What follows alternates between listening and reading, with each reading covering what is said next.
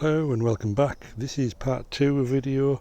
If you haven't seen part 1, if you look at the link above and then follow the link at the end of that one, and you come right back here. So we're now at the stage of trying to transpose this mock-up onto the actual base. I've just done some measurements. I'll need to do those again on top of tape, just to check everything works, and it seems to be okay. So now to cut this off again with the angle grinder and a sheet to catch it when it drops. So this cut first.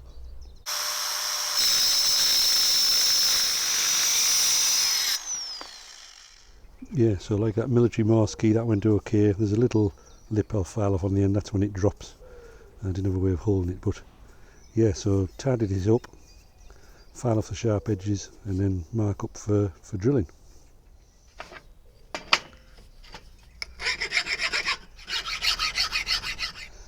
And my thanks to Wayne on commenting on the previous video, the one to do with the military Morse key.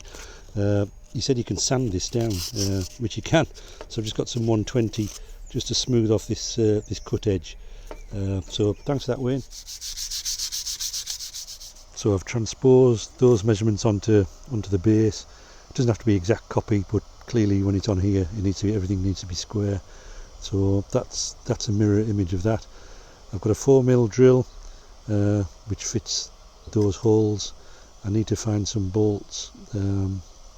Whether I use these cut down, I don't know. Something to go through here to fasten those down. And as I said before, whether on the reverse, oh, there goes the drill.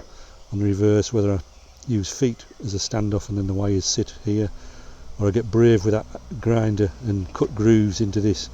We'll see. Drill the holes first and see how we get on.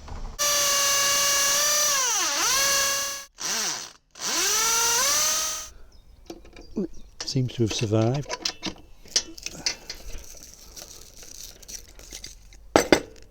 Very messy stuff. Yep, clean it up now. Right, so this is a loose fit. It's all looking okay so far. I might try these M4 bolts through the base, recess the base like I did on that military key to hide the nuts, and not be as bold to grind the bottom of this to hide the cables. I'll just use the feet as a standoff. When I was in the DIY shop, I noticed there was some 10mm brass profile, so you could make your own brackets out of that if you wanted a brass look. But unfortunately they didn't stock any brass nuts and bolts, so that wasn't really an option. So you could spray this black or other colours if you wanted a stealth looking key and match the blade. You could spray the blade as well. But anyway, so I'll now look at these nuts and bolts and see how to fasten this down. Yeah, so I'm going to cut these down to size. I just need 14mm off the end. But first, coffee and toast break.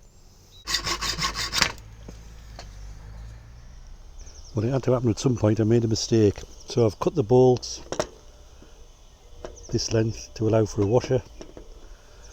And the mistake is I forgot the electrical connector. So there might be just enough room to squeeze that under, or dispense with the washer and just use the connector. So I should have left the bolt a bit longer. And also decision time, I've got 2 sets of 3-core flex. I've got the red again that I use on that military key. I've got some orange, but I think red again. I think red suits this better. I think this application. I've got some green, but it's not long enough. So going for red, and I'll see how we get on with these connectors. Right, you've missed nothing exciting. I've been soldering ring connectors onto the end of here. One of them was the wrong size. It was a smaller hole and it wouldn't fit over the nut, which was a bit annoying. I remember this time to put some shrink wrap on, because this outer casing frays like there's no tomorrow. So those 2 should connect up there and one down there, and then make good this end. So that's the next stage, to get these on the bottom of the key.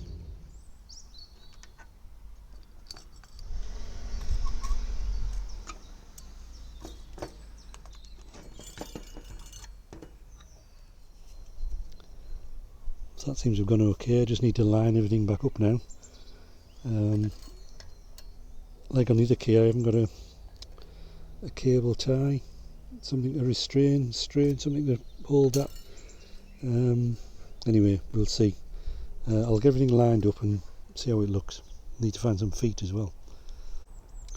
Right, change the camera angle. I think we were shooting into the sun and getting a bit shadowy. So annoyingly I found 3 rubber feet, so I've obviously used one in the past and they're just the right height. So that's annoying. I could maybe create a 4th one by stacking these little cork pads, because they won't slip. So I might have to do that for now until I find a nice set of 4. So I'll experiment and see how it works. Right, so this is where we're up to. I had to do a stack of, well, 3 corks were too tall and 2 corks were too short, so I had to shave the 3rd one so it matched these pads. I just need to find 4 pads, but it might be one of those jobs you never get round to. I also found that this 3-core twisted was taller than the pad, so that's why I've flattened that off into 3 separate leads there, so it sits flat. This isn't a flat surface, but you get the idea. Right, so the next thing is this blade and how to finish it off. It's still too long, and you know you've got something stored away you've kept for years, you think, oh, that'll come in handy one day. I happen to have 4 of these. They are, I think they were off a mirror, some sort of packing. So what I've done is cut one down. That fits over there nicely, and it provides a lower connection for the fingers to the blade. So I'm going to fasten that on. I'm going to shorten this blade so that's about there, and then I'll be at this sort of height. And it's handy that drops down, because when you're resting on the desk, I think that's going to be spot on. And if I get it wrong, I'll cut another one. So bear with me. I'm going to break this blade so it's shorter, and then I think we're nearly sorted. So you join me in the shack with the key effectively finished. I've added this finger thumb rest on the blade. I've also added another piece of saw blade underneath and taped them together. So inside there there's 2 layers of blade, basically to give this rubber some rigidity. I've put a jack plug on the other end. So what I've been doing in the shack, I've been adjusting for this gap. If these nuts were captive, if they were attached to that bracket, it'd be a lot easier. You'd literally just screw that in and out, but they're not, they're loose. So it's a case of holding with pliers and just adjusting that screw. So if I zoom in, so I've got it to the point where the gap isn't massive, but if you let go, it doesn't hit the other side. So if I let go, so as you're keying, basically if you let go, you're not going to send a dit or a dash accidentally. Well, that's the theory. So I've got the key plugged into the 5000. We're on CW, we're not on braking. I've pressed the keyer button, so we're on to keyer. If I turn up the monitor, turn down the receive volume. So so like before, when we had it on the wooden base, left is dash, right is dots. As I say, I'm not a keyer expert, so bear with me.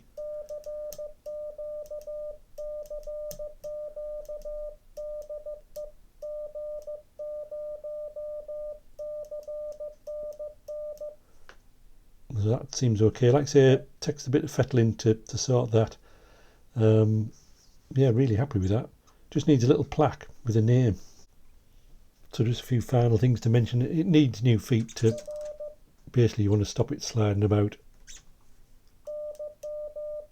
I mean, it is quite weighty, but if you get a bit too excited, I can imagine you can knock it slightly.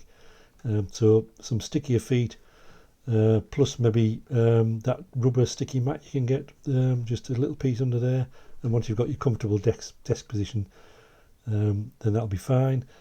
Also, it's clearly, we're not talking top end paddles here. We're not in the hundreds of pounds or dollars category. So that that speed is, if I change the speed there, we look on the display, that was 15. So see there, 15 words a minute. So that's that sort of speed. If we upped it, probably 20 is about the limit, I would say, on this. Again, I'm not an expert in this, so bear with me. See how fast that is now.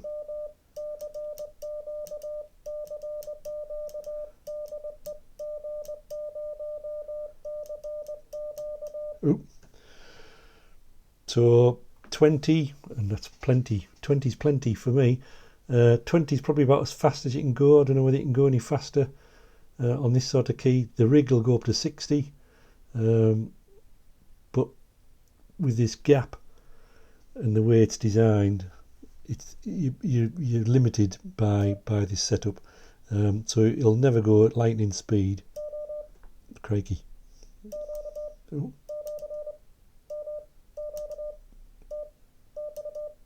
So it's just too fast now. But obviously with a top end key, that gap would be so small, you'd just be touching this, literally not moving it, and getting an appropriate response from the key. Yeah, so in summary, really pleased with how this has gone. You saw the build was fairly straightforward once you get used to the layout. The only thing I bought were these brackets. I bought 10 because it was a little bit more than buying 4. But 4 brackets was about £4 here in the UK, so I'm sure that's about $4. The nuts, the bolts, the blade I had, the base I had, as I said, as a kitchen project. You could use other material, you could use wood or anything weighty, piece of metal, as long as this is weighed down. And if you use metal, you need to insulate these against all connecting together on the base. The key weighs, apparently it's a thing weighing Morse keys. This key weighs £1 3.5 ounces, so that's 557 grams. It's quite weighty. Clearly it's better than I am in terms of using a paddle. I very occasionally, and I mean very occasionally, use an up and down key. I don't use a paddle, so I've got to get used to this. I'm sure in better, more capable hands this would perform at higher speeds than I can use it for. But overall, really pleased with how that's gone, and hopefully that's maybe spurred you on to try a project yourself. Here's a Romanian station, one of the many celebrating the 100 years of the International Amateur Radio Union, and here you can see he's in Bucharest.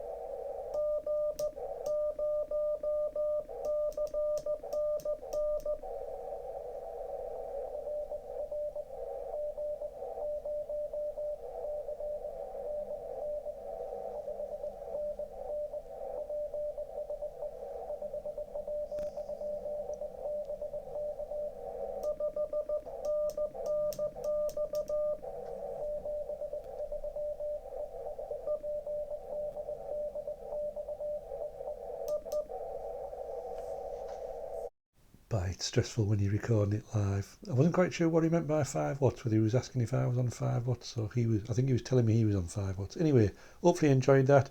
If you like the channel, please subscribe, it all helps. Catch you on the next one. 7-3.